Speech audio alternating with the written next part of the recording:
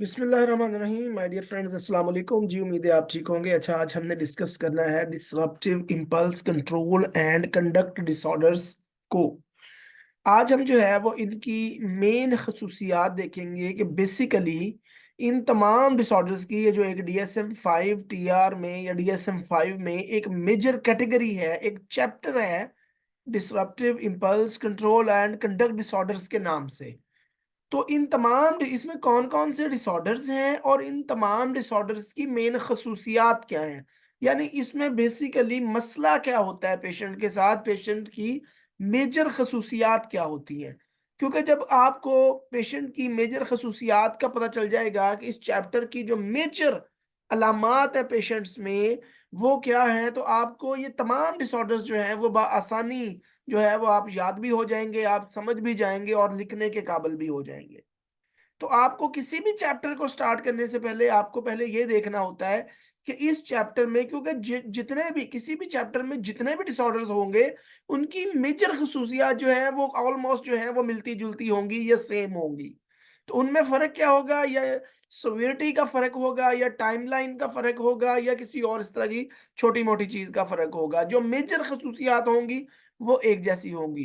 तो आइए हम देख लेते हैं कि डिसरप्टिव इम्पल्स कंट्रोल और कंडक्ट डिसऑर्डर्स की मेजर खसूसियात कौन-कौन सी हैं। अच्छा, सबसे पहले क्या होता है? Disruptive impulse control and conduct disorders are characterised by disturbances in their behaviour and emotional self regulation.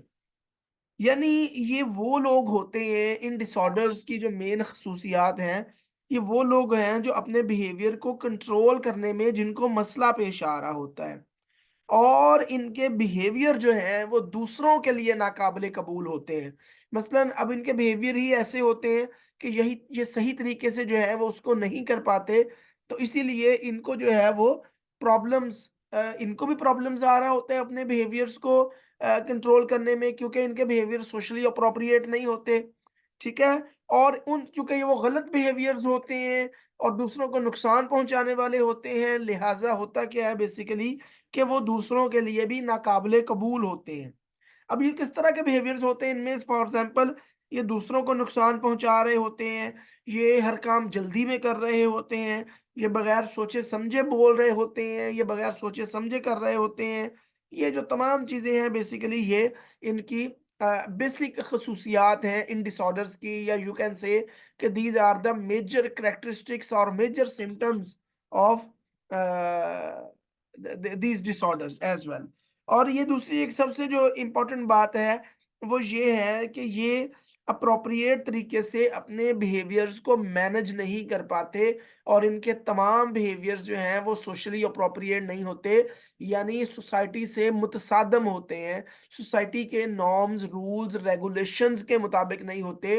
वो अपने सोसाइटी के नॉर्म्स और रूल्स और रेगुलेशन, कवायद-ओ-ज़वाबत, असूल-ओ-ज़वाबत, आप जो भी कह लें, वो उनसे टकरा रहे होते हैं, उसके खिलाफ जा रहे होते हैं। अब हम डिस्कस कर लेते हैं डिफरेंट डिसऑर्डर्स की कि कैरेक्टरिस्टिक्स क्या-क्या हैं।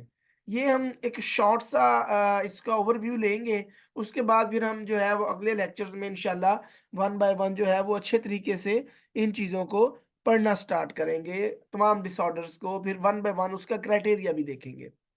अच्छा, की पॉइंट्स इसके क्या हैं? The DSM chapter on disruptive impulse control and conduct disorder brings together several disorder.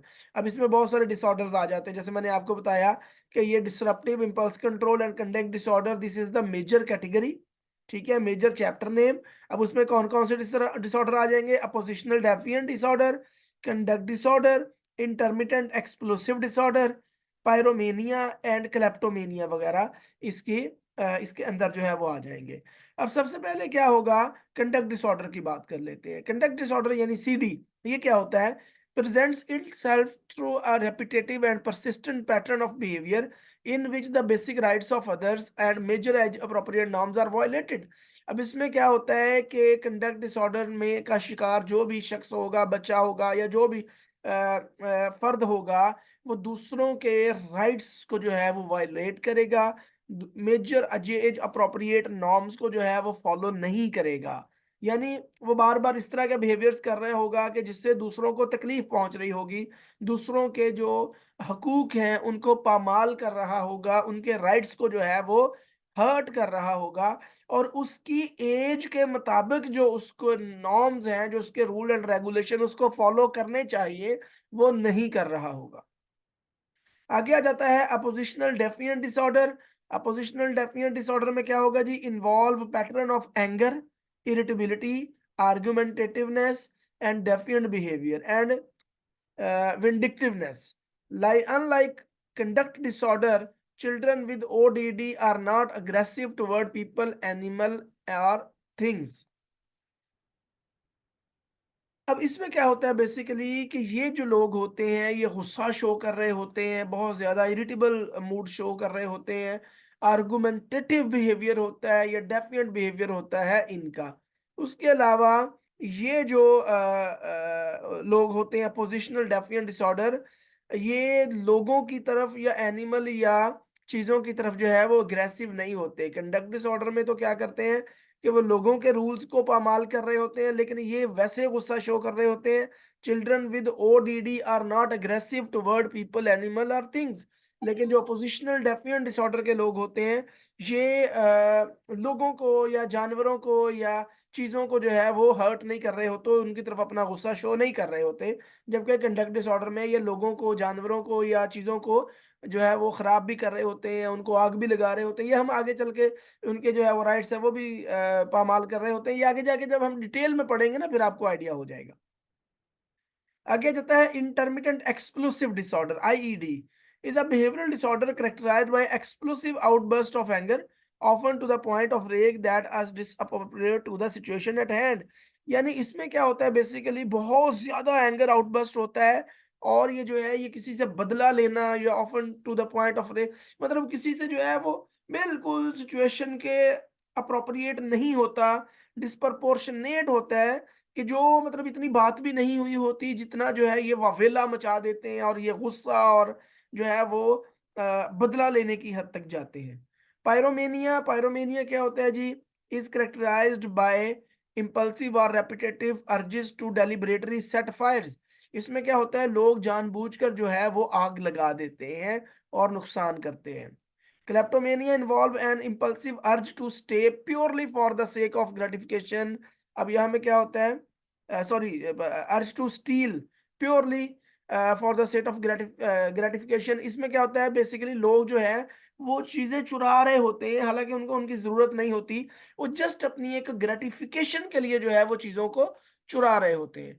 तो ये जो है ये मेन बेसिकली डिसऑर्डर्स हैं, जिसमें कंडक्ट डिसऑर्डर आ जाता है, पोजिशनल डेफिएंट डिसऑर्डर आ जाता है, उसके अलावा जो है वो इंटरमिटेंट एक्सप्लोसिव डिसऑर्डर आ जाता है, पायरोमेनिया आ जाता है, क्लेप्टोमेनिया वगैरह आ जाता है। ये डिसऑर्डर जो है ये वो डिसऑर्डर हैं जिसमें लोग अप्रोप्रिएट बिहेवियर शो नहीं करते, अपने बिहेवियर्स को मैनेज नहीं कर पाते, दूसरों को नुकसान पहुंचा रहे होते हैं, दूसरों के नॉर्म्स को वायलेट कर रहे होते हैं, सोसाइटी के नॉर्म्स को नहीं मान रहे होते, सोसाइटी इनसे तंग होती है, ये सोसाइटी से तंग होते हैं।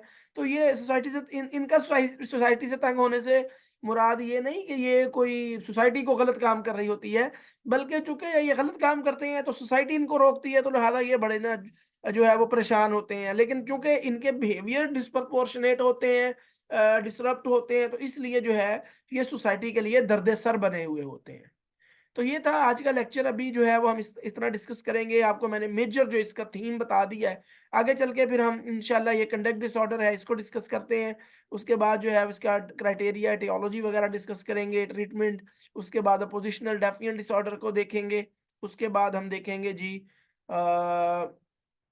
इंटरमिटेंट एक्सप्लोसिव डिसऑर्डर को भी देख लेंगे, अदर इम्पल्स कंट्रोल डिसऑर्डर जिस तरह जो है वो क्लेप्टोमेनिया हो गया या पायरोमेनिया हो गया, इनको भी हम देखेंगे। तब तक के लिए इजाजत दीजिए, अल्लाह हाफिज।